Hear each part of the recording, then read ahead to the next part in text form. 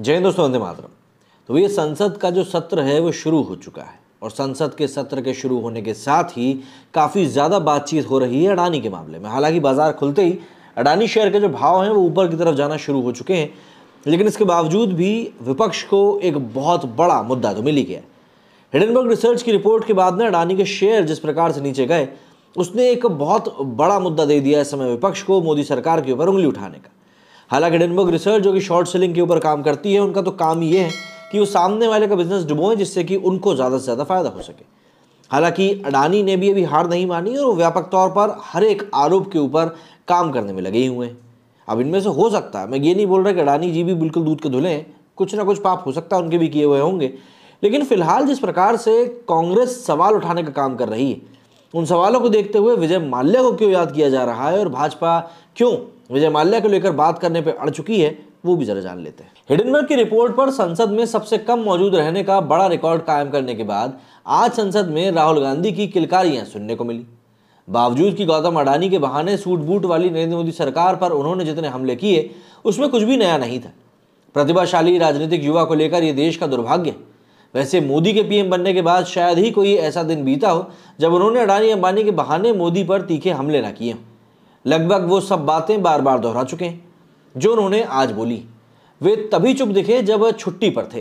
कई बार तो उन्होंने और उनके नेताओं ने इस तरह टिप्पणियां तक कर डाली। खैर, वो भी कोई बड़ी बात नहीं। प्यार और जंग में हर चीज जायज होती।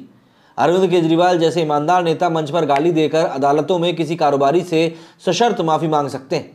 शायद राहुल की तरफ से भी उनके तमाम मुख्यमंत्री अडानी से माफी मांगते ही रहते हैं। उन्हें बुद्धि नहीं है, जाने दीजिए। शायद इसी वजह से अडानी ने सालों गालियां सुनने के बावजूद कोई कोर्ट केस नहीं किया, या कोई और वजह हो, मुझे तो नहीं मालूम। मगर आज संसद में राहुल की किलकारियों से एक पल ऐसा लगा कि भारतीय राजनीति में कोई वीर जन्म लेने जा रहा है। पर जैसे ही उन्होंने अडानी मामले में मोदी को घेरते हुए नियमों में फेरबदल कर उन्हें फायदा पहुंचाने की बात करी, साफ हो गया कि हिडनबर्ग के पहाड़ को खोदने में चोहिया निकालकर संसद में गलियारों में दौड़ने लगी। राहुल गांधी संसद के पटल पर एक भी तथ्य रखने में सीधे तौर पर नाकाम रहे। दरअसल आशंका की जो थोड़ी बहुत गुंजाइश थी वो भी आज ही संसद में भारत की विदेश नीति पर आई उनकी टिप्पणी से साफ हो गई। और एक तरह से यह भी साफ हो गया कि राहुल के पीछे कौन सी ताकतें काम कर रही। देश ने खुली आंखों और कानों से सब कुछ देखा और सुना। उन्होंने कहा कि यह फॉरेन पॉलिसी भारत की नहीं बल्कि अडानी जी की है। ये विदेश दौरे अडानी जी के बिजनेस को संवारने के लिए किए गए हैं। तो चलिए, राहुल की टिप्पणी से साफ हुआ कि यूरोप में और भारत में अडानी जैसे कारोबारी हैं जो विदेशों में भले अपनी कॉलोनी ना बनाए, मगर 4 लाख भारतीय परिवारों को मुश्किल वक्त में 2 की रोटी तो खिला ही दे रहे हैं। अब हिडनबर्ग को चाहिए कि अडानी के करीब 4 लाख कर लाभार्थियों की जाति और उनका क्षेत्र पता करें। मानस की चौपाई तो है नहीं, मगर ये जरूर एक चुनावी मुद्दा बनने वाला है। राहुल का भाषण खत्म होते होते शेयर बाजार में अडानी के तमाम शेयर्स ने जबरदस्त वापसी भी करी। अब बात जब अडानी से शुरू हुई है तो थोड़ी चर्चा कांग्रेस के भी अडानियों से की जानी चाहिए। क्योंकि राहुल ने नियमों में फेरबदल का हवाला दिया है, इससे समझा जाए कि कौन सा नियम या कानून बदलना देश के लिए फायदेमंद रह सकता है, अडानी के लिए या फिर विजय माल्या के लिए। दरअसल कांग्रेस के माल्याओं की कहानी से समझ में आता है कि पश्चिम का सिंडिकेट भारत की राजनीति और तमाम चीज़ों को कैसे अपने पक्ष में प्रभावित करता रहा है। कांग्रेस के चाल चरित्र और चेहरे से भी इसे समझा जा सकता है। एक हद तक समझ में आ ही जाता है कि आखिर वो क्या वजह रही होगी कांग्रेस हर चुनाव में गरीबी हटाओ का नारा देते प्रचंड बहुमत से सरकार बनाती रही। वो खुद हट गई मगर गरीबों को नहीं हटा पाई। गरीबी हटाने में कांग्रेस इतना मगन हो गई कि समाज और राजनीति की धुरी ही बदल गई, संस्कृति बदल गई। तो चलिए 1983 की तरफ भी चल देते हैं। ये वो साल है जब देश भयावह उथल पुथल के दौर से गुजर रहा था। जम्मू कश्मीर, पंजाब, बिहार, यूपी, एमपी, उत्तर प्रदेश और दक्षिण के समाज में अराजकता किस तरह की थी, कभी इत्मीनान से चेक करना चाहिए। हर तरफ अराजकता और जातीय नरसंहार था। राज्यों के बीच झगड़ा 1983 में तमाम बड़ी चीज़ें हो रही थी। एक किंग ऑफ गुड टाइम्स भी गर्भस्थ था, वो माल्या था, जो 28 साल की उम्र में यूनाइटेड वेब्रीज का चेयरमैन बनता है।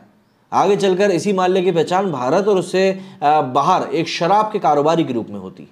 बावजूद कि माल्या से पहले तक भारतीय समाज में शराब का बिजनेस था और पीने वाले भी थे, लेकिन वो हमारी अर्थव्यवस्था में बस एक बिजनेस भर था। हर कोई इसकी तरफ ध्यान नहीं देता था, खारिज भी नहीं करता था, बस ध्यान नहीं देता था। जैसे प्रख्यात साहित्यकार हरिवंश राय बच्चन ने कहा था कि शराब उनके परिवार का खानदानी व्यापार था, मगर उन्होंने कभी शराब मुंह नहीं लगाई। समझा जा सकता है कि भारतीय समाज के हर तबके में शराब की अहमियत क्या थी। माल्या बिजनेस फैमिली से था, पश्चिम से बहुत ज़्यादा प्रभावित था। उसका रोल मॉडल अमेरिका था। मजेदार यह है कि माल्या के चेयरमैन बनने के बाद भारत ने 1985 में नारकोटिक्स को लेकर एक कानून बनाया। इसके तहत कैनबिस के फल और फूल के इस्तेमाल को अपराध की श्रेणी में रख दिया गया। मतलब कि भांग, गांजा या चरस जो भी कह लीजिए, बस इसकी पत्तियों को नहीं रखा जा सकता। और ऐसा सिर्फ इसलिए कि इसकी धार्मिक अहमियत थी, महादेव को चढ़ाया जाता था। मगर भांग को लीगलाइज किया गया। नियंत्रण समाज की बजाय सरकार के हाथ में आ गया। ये ऐसी चीज थी कि भारतीय समाज को लगा होगा कि समाज हित में कांग्रेस सरकार ने बहुत बड़ा काम किया। तब प्रचारित भी कुछ ऐसा ही किया गया था। कांग्रेस के पास प्रचंड बहुमत भी था। वो भले ही तब शहबानो मामले में एक बहुत जरूरी कानून बनाने से शांति दूतों के डर की वजह से पीछे हट गई, तो कश्मीर में आतंकी उभार को देख भी नहीं पाई। पंजाब समेत समूचे देश के सिखों के खिलाफ घृणा और अलगाव की राह पर उनको धकेल दिया। मगर नारकोटिक्स पर कानून बनाने में उसे अपार संभावनाएं दिखी। संभावनाएं क्या थी?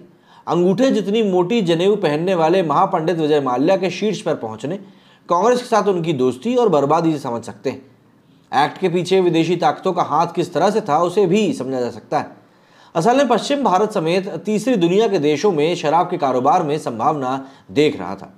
अपने उपनिवेश के जरिए उसने भारत जैसे तीसरी दुनिया के देशों में पारंपरिक व्यवस्था को न सिर्फ खत्म कर दिया, बल्कि सामाजिक अराजकता की तरफ भी धकेल दिया। इससे पहले तक भारत का ज्यादातर शराब कारोबार साफ सुथरा था, पारंपरिक था, समाज सापेक्ष था। तब शराब कारोबार पर एक सामाजिक बंदिश थी, एक तरह से सामाजिक नियंत्रण था। माल्या ने शराब कारोबार का समूचा खेल ही पलट दिया।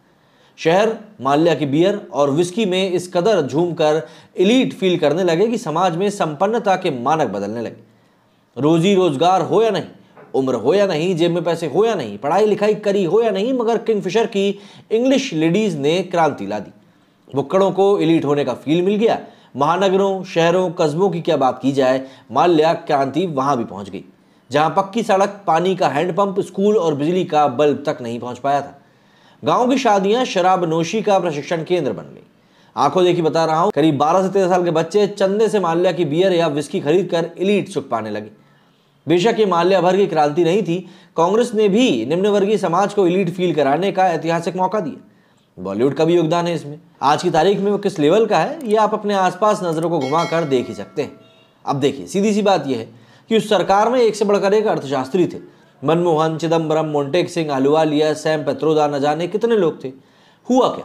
सिर्फ 9 साल पहले की कहानी है। माल्या से लेकर आज संसद में राहुल गांधी के भाषण तक तमाम चीजें साफ हो गई। कांग्रेस के 2 दर्जन माल्या है। समाज और देश हित में कांग्रेस के योगदान को हमेशा याद रखा जाएगा। उम्मीद है कि अपने सवालों का जवाब पाने के लिए राहुल गांधी संसद में मौजूद होंगे। अधीर बाबू को अकेला नहीं छोड़ेंगे और ऐसा नहीं करेंगे कि सवाल छोड़कर खुद गायब हो जाए। क्योंकि देखिए, अगर आपने बात उठाई है तो वो बात काफ़ी दूर तक जाएगी, और बात दूर तक जाएगी तो जवाब तलब तो सभी से होगा। मेरे इस वीडियो फिलहाल नहीं जाए। जय भारत।